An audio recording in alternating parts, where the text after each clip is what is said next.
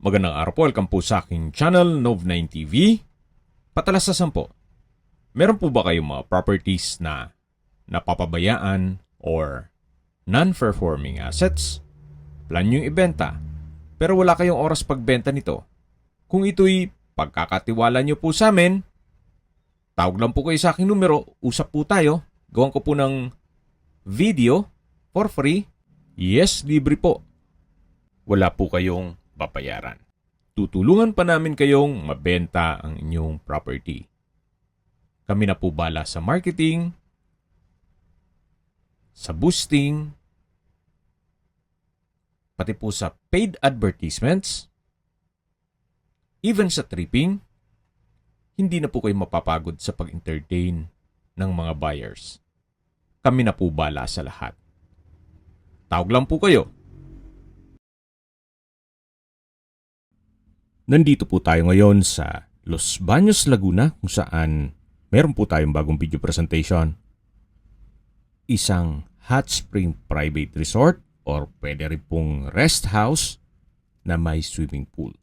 May lot area po ito na 480 square meters. At ang floor area naman ay 573 square meters more or less. Meron po itong master bedroom na may full bathroom na may access sa balcony, at ang second bedroom naman ay meron din pong full bathroom. Meron din po itong basement o man cave na may isang kwarto at may toilet and bath. May caretaker's quarter with own toilet and bath. Meron din pong common bathroom. Sa rooftop naman po ay meron ding toilet. Dito po sa loob ng bahay ay meron din pong mga kagamitan. Furnished po ito. May dining set, washer and dryer, two-door refrigerator. Then meron din pong regular na refrigerator. May sofa, 55 inches smart TV, microwave, built-in oven, at small appliances na 110. Meron din pong 110 at 220 na outlets.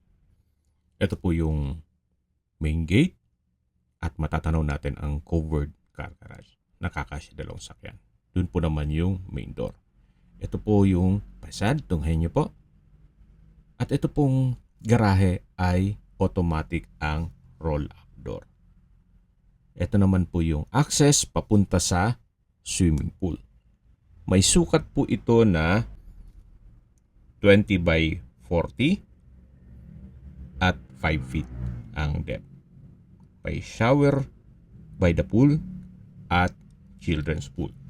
Sa dulo po ay meron pong kabana at yan po yung side view ng bahay na kung saan kahit po dito sa side na to ay napakalinis po. Kumbaga wala po kayong ipapagawa dito. Ito po ay well maintained. Once na ma-acquire nyo tong property, pwede na pong lipatan kaagad. Tungkol naman sa dokumento nito, ito'y titulado, buhay po ang may-ari, kaya wala po kayong maging problema sa documentation o sa transfer ng title. Sa likod po nitong bahay ay meron pang bakanting spasyo na pwede nyo pagtanman. Reason for selling, for good na po sila sa Amerika at halos hindi na sila umuwi dito sa Pilipinas. Kaya ibebenta na lang po nila ito. Yan po ulit yung garahe, then may access door dun sa dulo, at yan po yung roll-up door o automatic door. Ang switch po dito sa gilid sa may breaker. Yan po ulit yung main gate, secondary gate, at dito naman po may tatlong steps na papunta dito sa main door. May glass panel at naka-solid wood door. Welcome po dito sa bahay ni Ma'am at Sir. Yan po, napakalinis po. At yan po yung hagdan o stairs. Ito'y disenyo parang mini mansion. Dito po yung living area o salas. At matatanaw natin yung dining area at formal kitchen. Dito naman po ay may family area na kung saan may access po ito papunta sa swimming pool. Yan pong sofa set ay libre na at meron din pong ceiling fan. May security grill po itong sliding glass windows at access door papunta dito sa swimming pool. Dito naman po sa kabilang side ay yung access door papunta sa garahe. Yung covered na garage na may roll-up automatic door. Balik po ulit tayo dito sa loob. Mula po dito matatanaw naman natin yung dining area na meron pong wooden dining set at meron din pong two-door refrigerator na kung saan kasama na po yan. Dito naman po yung formal kitchen na may kitchen countertop, may malaking kitchen window with security grill, may kitchen drawer and cabinet, may built-in oven, range hood, microwave, stainless sink with faucet. Yan po yung hagdan papunta sa man cave o basement. Ito naman po yung powder room. Maayos po ang bathroom fixtures, naka-tile bathroom wall, may vanity mirror, hand wash basin, water closet with bidet, at bathroom window. Yan naman po yung access door na papunta sa likod ng bahay na kung saan meron pa pong bakanting lote na pwede nyong pagtanman. Ito po yung concrete fence. At balik po tayo dito sa loob. Yan po yung living area. At ito naman po yung hagdan. Bababa po tayo para check natin yung basement o man cave. Ito pong man cave ay malaki din ang espasyo. Meron pong mga double deck, naka-tile flooring, pulido ang pagkapintura ng ceiling at wall, may bar counter, may high chair, may display cabinet, o wine rack, at sa lower part naman, meron din pong cabinet. May wooden shelves at sa dulo po ay may stainless sink with faucet. Ito naman po yung storage. Nakalock po siya, hindi natin ma-check. Yan po yung stainless sink with faucet. Upon tripping po, request tayo. Mabubuksan po natin yan. Ito po yung bar counter at meron pong mga wooden shelves. Yan naman po yung stock room. May mga personal na gamit si owner kaya nakalock. At malaki pa pong spasyo dito na nilagyan nila ng bed frame na kung saan kung meron kayong mga guest, pwede po silang matulog dito. At meron ding kitchen countertop. May wall-mounted kitchen cabinet at may storage ng kitchen utensils. May access door din po ito papunta dito sa likod ng bahay na kung saan malaki pa po ang spasyo. May kubo, napakalinis po ng paligid at mataas po ang bakod.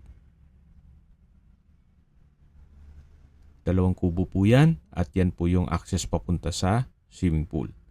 Kaya kung sakali man po na gusto nyong gawing private resort para maging income generating, ito pong lower part ay pwede nyong paupahan. At yung sa taas naman ay pang personal niyo. Ito po yung kwarto. May sliding glass window with security grill, may bed frame and mattress, at napakalinis po. Yan naman po yung bar counter kanina. At dito naman po ay may mga double deck. Ito po yung toilet and bath. May hand wash basin, water closet with bidet, then shower curtain, at overhead shower.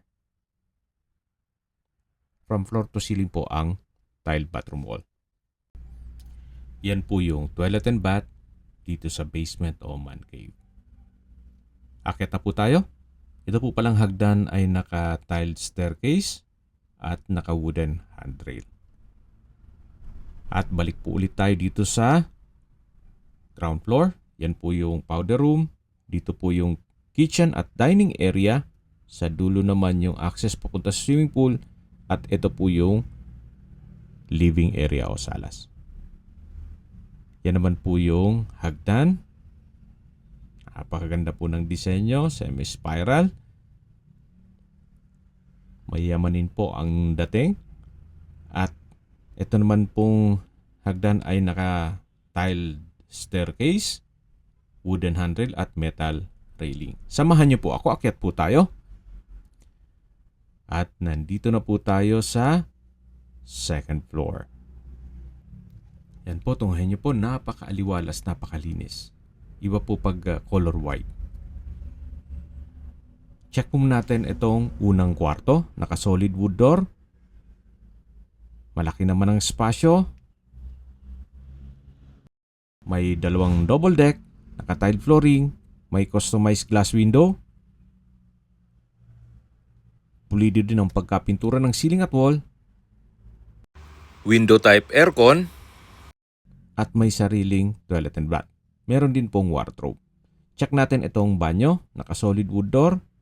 May bathroom countertop, hand wash basin, bathroom cabinet, water closet with bidet, bathroom window, shower enclosure, overhead shower,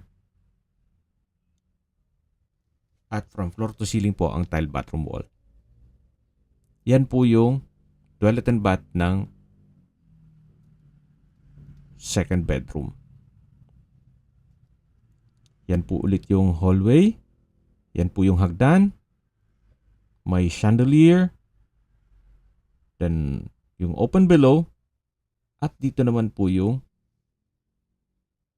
hallway papunta sa balkonahe at master bedroom. Napakalaki po ng espasyo nito. May bed frame and mattress, may headboard, may console table, then yan po yung TV, smart TV, may wardrobe, tile flooring, yan pong refrigerator ay kasama po yan. Ito naman po yung full bathroom, may bathroom countertop, couple hand wash basin with faucet, vanity mirror, bathroom cabinet, water closet with bidet, shower enclosure, at overhead shower. From floor to ceiling din po ang tile bathroom wall at may bathroom window. Yan po yung toilet and bath dito sa master bedroom. Yan po, tunghayin nyo po ulit. Napakalaki ng espasyo. Meron din pong window type aircon at may mga customized glass windows na nag-serve as natural sunlight at may window seat. Dito naman po ay may espasyo na pwede pong gawing linen room. Tunghayin nyo po ulit itong master bedroom. Napaka-aliwalas po. High ceiling. At mula naman po dito ay matatanaw natin yung hagdan papunta sa rooftop. Yan po yung hallway papunta sa hagdan. At bago po tayo umakyat dito sa hagdan, check po muna natin itong balkonahe. Malaki naman ang espasyo. At mula po dito, matatanaw nyo naman ang inyong mga magiging kapitbahay. Ito po yung nasa mataas na lugar kaya flood-free area. Yan po yung swimming pool. Yan po yung concrete fence, yung kabana, yung shower by the pool.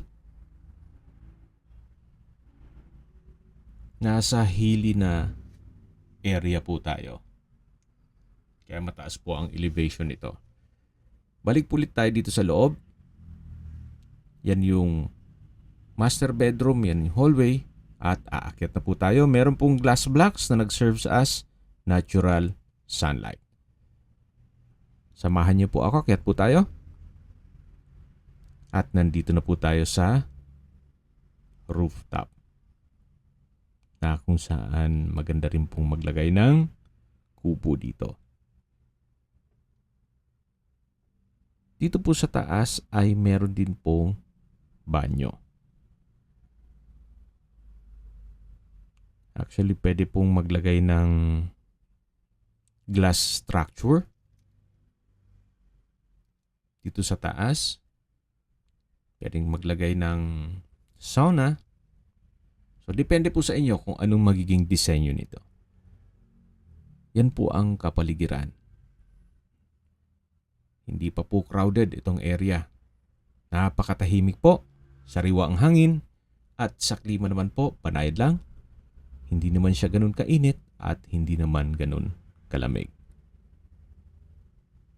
Ang kagandahan po dito sa property, gaya nung nasabi ko sa inyo kanina, kung sakali man na malayo pa naman yung panahon ng inyong pagre-retiro, pwede po ito maging income generating. Sa laki po nitong property, ang buong property kung sakali man na paupahan ninyo, mga 30 to 40,000 pesos. Yan po, may overlooking view ng lake mula dito sa rooftop. At kung sakali man po na gusto nyo may privacy, ito pong first floor at second floor, pwede nyo pong isarado. Then yung lower part na lang o basement ang paupahan nyo na lang. O gawin yung private resort. Para kahit papano, yung gastos nyo sa maintenance, dun naman gagaling. At habang nagdilibot po tayo, pag-usapan na natin ang distance, location at travel time. Mula po sa Calamba Los Baños Boundary Arc, ito po yung napakalapit lang sa Pansol, kung saan marami pong mga private resort. 2.6 kilometers lang po ang distance at ang travel time is 5 minutes. Mula naman po sa UPLB o University of the Philippines, Los Baños, ang distance is 4.5 kilometers at ang travel time is 17 minutes. Kaya kung meron po kayong estudyante sa UPLB, double purpose na po. May tirahan na sila at meron pang pwedeng maging negosyo ang private resort. At mula naman po sa Los Baños Doctors Hospital, ang distance is 4 kilometers at ang travel time is 16 minutes. Malapit din po ito sa Health Serve Los Baños Medical Center, na kung saan yan po yung lagi kong binabanggit sa inyo na dapat nyo i-consider sa paghanap ng property ay yung meron pong malapit na hospital. Hindi ko naman po sinasabing sakitin kayo. Yan naman po for emergency purpose lang naman. At mula naman po sa Los Baños Public Market at iba pang mga business establishments, ang distance is 1.4 kilometers at ang travel time is 4 minutes. Mula naman po sa Turbina, Calamba, ang distance is 12.9 kilometers at ang travel time is 23 minutes. Kung manggagaling naman po sa Manila o sa airport, ang distance is 56.4 kilometers at ang travel time is 1 hour and 6 minutes. Nandito na po tayo sa poolside at yan po yung cabana. Meron din pong kids pool. Yan po, napaganda po ng disenyo. At mula naman po dito, yan po yung hagdan na pinakita ko sa inyo kanina mula dun sa may mga kubo. At bababa po tayo, yan po yung sliding glass window ng isa sa mga kwarto. Yan po yung isa sa mga kubo, maayos pa naman. Yan po yung caretaker's quarter na kumpleto din po. Meron na rin pong sariling banyo. At doon naman po sa kabila yung pangalawang kubo. May mga ilang ornamental plants na naalagaan naman nila kaya maganda po ang setup nito. At yung concrete fence po ay napakataas, kaya safe na safe po kayo dito. Ito naman po yung hagdan na papunta naman doon sa second floor sa may kusina. At dito naman po yung papunta naman sa harapan ng bahay na kung saan pwede po itong maging service area. Na mayroon din pong countertop. Then may pocket garden, may hand wash basin, at yan po yung papunta sa main door at main gate. Okay, sa presyo na po tayo. Binebenta po ito ni owner sa halagang 21.8 million pesos. Para sa akin, fair deal na rin. Gawa ng malaki ang sukat ng lupa, 480 square meters. At yung bahay naman ay well-maintained. Maganda pong investment ito. Gawa ng possible na maging income generating. Kung may mga katanungan po kayo, tawag lang po kayo sa aking numero. At sa mga kababayan naman natin nasa ibang bansa, meron po akong WhatsApp, Viber, Telegram, at Signal. Same number lang po, 0917-316-3399. Sa mga nagtatanong naman po ng aming Facebook, meron po aming Facebook page na Nov9TV at Facebook Real Video. Meron din pong TikTok at Instagram. May ibang YouTube channel po kami, the Nov9TV channel, Nov9TV Listings, Nov9TV On The Spot, Nov9TV Updates, at Nov9TV House Rental. Sana po naibigyan nyo ang video presentation. Paki-like and subscribe na lang po sa aking channel para ma-update din po kayo sa aking future listings. Kung sakali po hanap nyo yung mas malaking sukat ng lupa, meron din po kami ibang listings na pwede nyong pagpilian. Huwag po kayong mag-atubiling tumawag sa amin. Then, let us know your budget para malaman namin kung anong property pwede naming ilog sa inyo. Sa lahat pong viewers, subscriber at nagtiwala po sa amin, salamat po sa suporta. Ingat po kayo lagi at yung pamilya. Maraming salamat po.